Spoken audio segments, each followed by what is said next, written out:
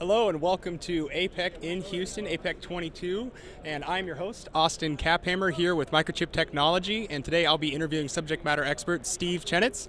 Steve, how you doing over there? Good, Austin. How are you? I'm doing well. So we'll be getting with Steve here in just a moment, but before we do, just want to let everyone know that we are here at the Convention Center in Houston at booth 344, so make sure to stop by and say hi to our wonderful booth experts and check out some of the demos that we've got today. And if you're not here or you just can't get enough of us, go to www.microchip.com/APEC. All right, Steve, are you ready for me? I am. Awesome. All right, Steve, so how are you doing today? I'm doing very well.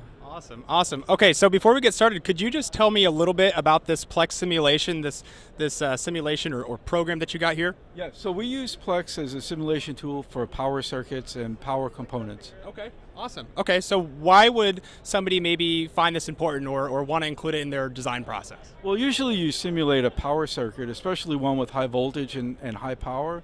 You would simulate it in the development time before you actually go to hardware. Okay, awesome. All right, so maybe modeling, does modeling help avoid anything here for our audience? Oh, sure. So when you model and simulate, you actually work all the bugs out.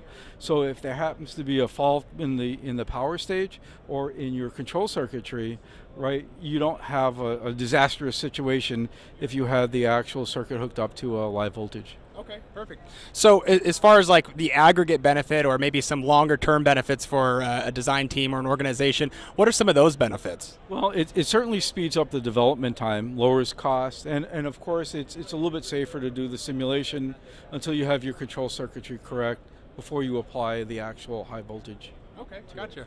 Cool. All right. Well, thank you so much for explaining a little bit about this here, Steve. Would you mind showing us maybe a little bit more in detail here what's going on? Oh, sure. So what we have here is a model. If you look over here, you can see that there's a power stage that's being modeled, okay, along with some auxiliary circuits. And then we have the DSPIC, which is our control circuitry. In this particular simulation called PIL or processor in loop, we actually have the code that's being used running on an actual DSPIC microcontroller, and that is interfaced to the software program.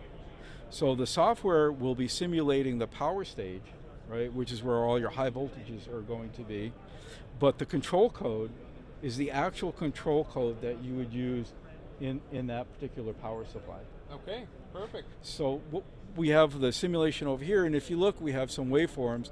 This is the output voltage, okay, an output current, and you can see that we start up over here, and then at this point we apply a load. We increase the load, so you could see the response time of that output voltage, and you can see the current follows that. And same thing when you reduce the load, you have a little bit of overshoot, and then the control circuitry brings that back into regulation. So it gives you a better idea of how your circuit's going to perform. Perfect. All right, Steve, so I do have one more question here for you.